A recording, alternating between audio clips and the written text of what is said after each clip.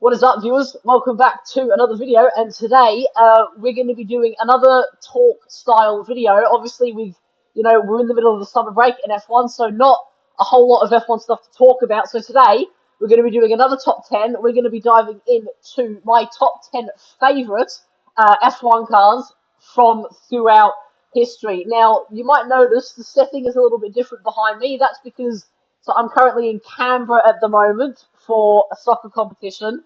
So I don't have any sim racing things to make, obviously, because I don't have my sim rig here or anything like that. So we're gonna get straight into my top 10 F1 cars of all time. Now this is going to be based off of basically how much I like livery and how much I like the chassis and any other sort of facts about them.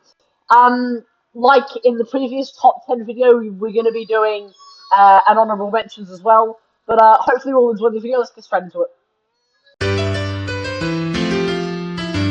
Fresh in the back, that is... Okay, so we're going to get into my number 10 spot. At number 10, I've got the Osella FA1L, or better known as the Osella Fail. Now, Osella were an Italian team in the 1980s. Now, if you're wondering who the man in the recording is behind me, that is the team principal of Osella, because I could not find a single clip of the car I am talking about in this video. So I've had to use my bro Enzo Osella in the background. So why do I like this car? Now, there are two reasons I like this car. I like it, one, for the livery. It was a bit different. It was white, bit of gold slash orange, and then black on like a 1980s sort of MP4 4-4 chassis. So very sleek, not very stylish, but still very cool. But the main reason I like this car is purely because of the name. Obviously, the FA1L is essentially an anagram for fail. And that's what the car was. It was terrible. It failed to pass scrutineering on several occasions. It didn't even get out of pre-qualifying on several occasions. And I've sort of got a bit of a soft spot for older F1 cars and for stupid or bad F1 cars. So that's why I've got the Osella Fail at number 10. Absolute classic. I'm going to leave a photo up on screen now, or over this side, of what the car looks like. But yeah, I could not find a single clip of the Osella Fail actually on track. So that's who you're listening to in the background, Enzo Osella, the owner of Osella F1, and they shut down, I believe, around 1992. So they had a good 10-year stint in Formula One. But the Osella Fail at my number 10 spot. Okay, so jumping into my number 9 spot, I have gone with the 2020 Renault RS20. So this car was driven by Daniel Ricciardo and Esteban Ocon during the 2020 season. And one of the reasons I like this car, obviously, I have to have a few modern cars on this list, but purely just because it's sleek, it's impactful, it's bright yellow, which is what I love. A bright yellow car is mwah. And it's just an all-round good-looking car. Like, there's not really much else to say about this car. Obviously, it was fairly quick. Fourth or fifth fastest car behind, the Ferrari and the Mercedes from the same season. But especially that nose cone at the front, it's just a sleek, good-looking Formula One car, and that's all I really have to say about this one. I had it in my number 9. It doesn't quite get up sort of higher than ninth, and definitely a better looking car than the Osella Fail, for a number of reasons. But yeah, I've got the RS20 in my number 9 spot just because it is just a sleek, good looking F1 car. So on to number 8. Okay, so for the number 8 spot on this list, I have gone for the very much beloved and very much, well, I'd say it does look pretty cool. The 1990 Life F190. So this was used as the Life Racing Engines F1 edition for the 1990 season. It tried to pre-qualify for 14 of the 16 races that season and didn't pre-qualify for any of them. So the reason I've got it on this list, well, one, it looks pretty cool. It looks like a mini Ferrari, and a lot of people refer to it as such. And also just because it was so stupid and terrible. A few facts about this car: the team didn't possess a tyre pressure gauge. They originally used a W12 engine, which was made by the Life Racing Engines company, but eventually had to switch to the Judd V8s because the W12s were so bad. And when they switched to the Judd V8s, they didn't fit in the chassis they had created. So during practice for round 14, sorry, for round 13, the engine cover fell off because it didn't fit properly, and they didn't have enough time to build a new engine cover for the car, so they just ran with it off. They just didn't use an engine cover at all. So it gave it some pretty beefy cooling stats. But apart from that, the car was pretty terrible. You know, it was down on power compared to the top teams like McLaren and Williams by about 350 horsepower or so. But I've got it in my number 8 slot because one, it looks pretty cool, and two, they were just terrible. And I do like a good, terrible F1 car. So for that reason, I've got the Life F1 car at my number 8 spot. Okay, so for the number 7 spot on this list, I have gone with the 2019 Toro Rosso, so driven by Alexander Albon, Pierre Gasly, and Daniel Kvyat during the 2019 season. Now, the reason I've got this car at my number 7, I wanted to put it a little bit higher, but I couldn't bring myself to do it because there are a few others which I prefer over this car, but simply because I think this is one of the best liveries of all time. You know, the blue, the white Toro Rosso / Red Bull logo on the side, and then the highlights of red. Plus, also, I think the steering wheel is one of the best ever used in F1.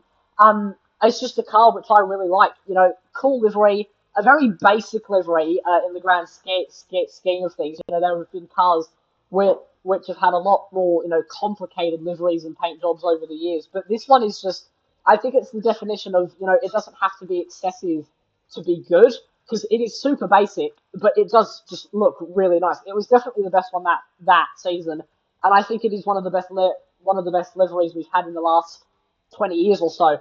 So for that reason, it goes at number 7, but I couldn't quite put it any higher than number 7. But let's move on to number 6.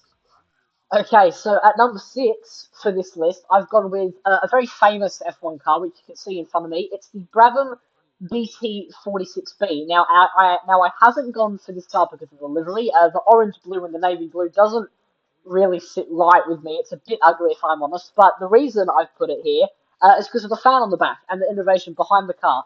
So a few facts about it.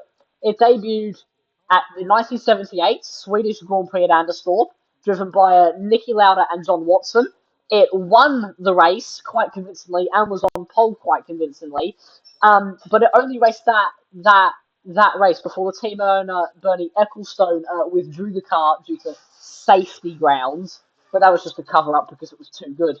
So I've got this car at number 6 just because it's just cool. Like, it's cool to have, you know, a fan on the back of an F1 car. Obviously, we've seen fan cars sort of in other disciplines of motorsport. You know, we saw it at Goodwood with that Sterling thing, which broke the record. We see it in like land speed records and things like that. But in F1, you know, it is a one of its kind, and that is why I've got it on this list. So it would have. I mean, like it was a real shame to, you know, like to see it get pulled from competition. It was actually, you know, pulled because Andretti was complaining about it, saying, you know, it's too dangerous because it kicked up dust because of the fan, you know, generating so much downforce it kicked up stones and dust and other things, and he claimed it was a hazard to other drivers. And another fun fact about it is the fan was so overpowered. When Lauda got pole for the 78 Swedish Grand Prix, he qualified on a full tank of fuel because the fan was creating so much power, he didn't even have to use the engine. Like, it qualified on a full tank of fuel. So that's why I've got it at number 6. I would have had it higher on my list, but the bad livery does bring it down a little bit. I'm just not a fan of the light blue and orange. It just looks really ugly. But that is why it's a little bit further down on my list. If the livery was better, I probably would have had it in the top 4. But the livery brings it down quite drastically. It's just very ugly. But that is number 6 spot, the Brabham BT46B.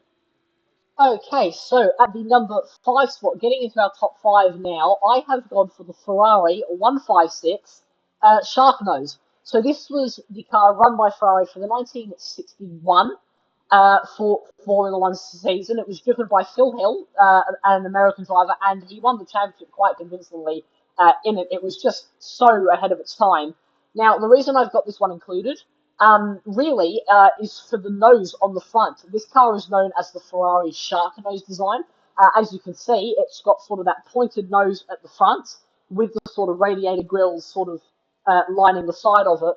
And I've got this one here just because it looks cool. You know, it's a Ferrari, so it's obviously uh, going to be very popular. Steering wheel is awesome. The chassis is also, it's nice and compact, nice and small, and it really sort of embodies that sort of design of the early 60s. You know, we saw it with the Cooper T60 and other cars like it, and I think the Ferrari 156 is the best example of this sort of era of F1 engineering. Obviously, engine in the back, the sleek red livery with not really any branding on it, apart from the Ferrari badge. The one you're looking at behind me, unfortunately, is not the original car. This is a replica design of the car because no examples from the original day unfortunately exist anymore. But yeah, I've got it at number five. Doesn't quite break my top four because there are a few other cars I want to mention. But the 156, historic car, a big fan favourite, and it just gets points for that shark nose at the front. That is what it's known for. So the Ferrari 156 shark nose, in at my number five spot. Okay, so jumping into number four on this list, I have gone for the very much beloved and the very famous Tyrrell P34, otherwise known as right there, the Tyrrell Six Wheeler. So the reason I've gone for this, for two reasons. One, I really love the livery, the blue and the white with the elf branding, just mwah, chef's kiss. And number two, it's got six wheels. Like it's just so cool to see a car with a different sort of engineering perspective on it. Obviously, the six wheels gave it quite a hefty advantage, providing it with a lot more grip than the other cars of the time. Obviously, this car was run during the 1976 F1 season, and Tyrrell are one of my more favoured teams in F1 history. But I could have not include the Tyrrell P34 on this list, and it is so high clearly because it's got six wheels, and that is pretty cool to have a Formula One car with one, two, three, four, five, six wheels on it. Obviously, four at the front and three and two at the back. But yeah, I don't have much to say about the Tyrrell. All round great car, great livery, great engineering aspect. It looks pretty darn cool. So Tyrrell P34 at fourth place. Okay, so at my number three spot, getting into those podium places now, I've gone with the car you can just see at the front of the screen, the 2009 Brawn GP01. So I've gone with this car because it is my third favourite livery of all time. That white and sort of like neon slash yellow green just looks really, really cool. Obviously, it was known for winning the championship in its debut season with Jenson Button and Rubens Barrichello. Um, and it is just a cool car. It's also known for the double diffuser, which is what made it so quick. But yeah, the Brawn GP, one of my favourite F1 cars of all time, in at my number three spot. It's just that white and green just looks very, very slick. And the way they incorporated the Virgin sponsorship onto it, Virgin being an Australian airline, having incorporated that really, really well onto the livery, just makes it look 10 times better. So, for that reason, the Brawn GP car, also because, for its double diffuser and for its really good technical sort of prowess, I guess you'd say, from Ross Brawn. That is why it goes into my number three spot. But there are two cars which just pip out the Brawn GP car, and we'll get onto those shortly. Okay, so jumping in at my number two spot doesn't quite break the number one. It is the Williams FW38, or otherwise known as the 2016 Williams car. Now, this car is famous for one thing, which is it holds the fastest ever speed achieved by a Formula One car during a Grand Prix weekend, which was achieved by Valtteri Bottas at the Mexico GP, where he clocked 378 kilometers an hour, which I believe in miles is about 235 miles an hour. I like this car for a number of reasons. I've always been a fan of the Martini sponsorship, and the way the Martini stripes sort of go on the white car is phenomenal. Obviously, Williams are my favourite team. I'm wearing a jumper right now.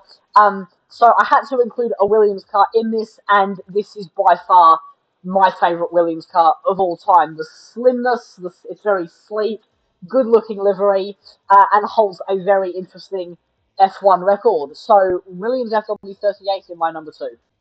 Okay, so now before we get into number one, we're going to jump into a few honourable mentions. I've got four cars here in honourable mentions. First up, what you're watching in the background, I've got the 2011 HRT, another pretty terrible car from F1 history, but I actually do just like the livery on it. They had a few interesting drivers: Vitor Antonio Liozzi, Daniel Ricciardo, and Narain Carthakay, the cucumber. But I've got this car on my own roommate just because I do just like the livery. I like the whites with sort of the checkered flag sort of design on the engine cover with the red rear wing. So it's honestly a pretty cool car, but wasn't quite deserving of my top 10. I would have probably had it in like my 13th spot. Moving on, I've also got the 2004 Jaguar, specifically the Monaco edition, the one with the diamond on the front. This was a very interesting car. For those who know, Jaguar during the 2004 Monaco Grand Prix did a partnership with the producers of Ocean's 12, the movie, the sequel to Ocean's 11, and had a diamond, a $300,000 diamond on the front of Eddie Irvine's and Christian Clean's, sorry, of Christian Clean's and Mark Webber's F1 cars. And during the first lap of the race, Christian Clean collided with the barriers at the hairpin, and the diamond went missing. But I wanted to include it because it's not quite like, obviously it only ran one race, but it was pretty cool to have a proper diamond on the front, and it is even funnier that it got lost. The two other cars I wanted to mention: the 1955 Mercedes with the covered wheels.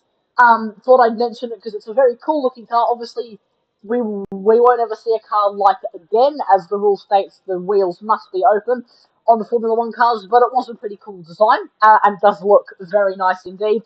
And then finally, the Renault R25, one of my favourite cars, but I couldn't quite put it in my top 10 for a few reasons, but a very iconic livery, the blue and yellow, so I thought I'd include that. Okay, so here we are. We have arrived at our number one spot. My number one favourite F1 car of all time is the 2000 Prost AP03, which is what you're looking at right now, driven by Nick Heidfeld and Jonna Lacey during the 2000 F1 season. I like this car for quite a few reasons. It comes from my favourite era of F1 cars, which are the early 2000s, simple engineering, skinny front wing, skinny rear wing, small, compact, and the awesome V10 engines. So definitely my favourite era of F1. And secondly, it's just a cool livery. It's a really nice navy blue. It's got sponsors all over it, and it really is what an F1 car should be. It's everything that an F1 car should be, and that's why it's my favourite. Whenever I play games which include this car, like F1 Challenge, I always drive this car because it is just, my number one favourite F1 car of all time, driven by some of my favourite drivers of all time as well. That is, a few little bonus points there for it as well. But there we have it. So, there we have it, everybody. Hopefully you all enjoyed this video today. A quick apology about the audio quality. I'm just using earphones, so the microphone might be a little bad, but I'm sure we can look past that. I'll see if I can fix it in the edit or something like that. But yeah, so hopefully you all enjoyed. Hopefully you liked the list that I came up with. I know not everybody will agree with the list I have created, but it is my list, so yeah. So, hopefully you all enjoyed. Stay safe, have an awesome day, make good choices, and I'm going to see you all in the next video. Take care, everybody. Ciao.